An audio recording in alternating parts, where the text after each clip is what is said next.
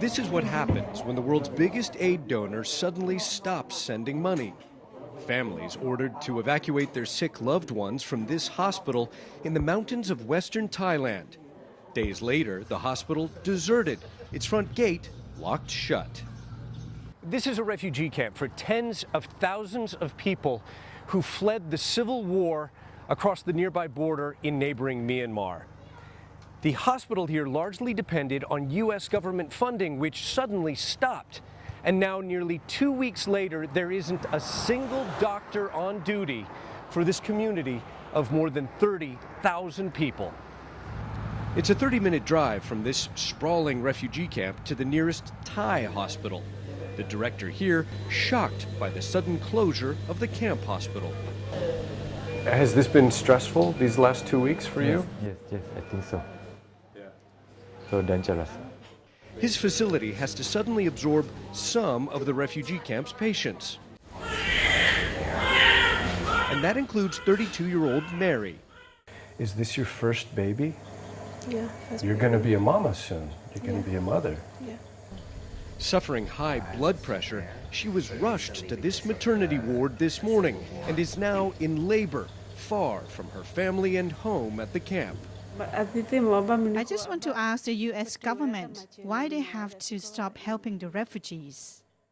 On January 20th, President Donald Trump ordered an immediate 90-day pause in all U.S. foreign aid. He declared the U.S. aid industry is not aligned with American interests and claims it serves to destabilize world peace.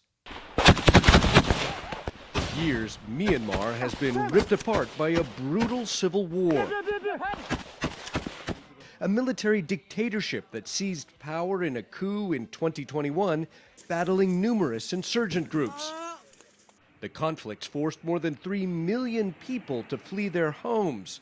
And now aid organizations tell CNN they only have a month and a half of funding left to feed refugees along the Thai border with Myanmar, leaving smaller aid groups scrambling to fill the gap. You're going into Myanmar. This will go across the border, yeah. Kanchana Thornton regularly takes food, infant formula, and medicine across the border river to desperate people in the conflict zone. The U.S. funding cut made matters worse. Why is it affecting you? You don't get money from Washington. Well, patients come to us and asking us for help.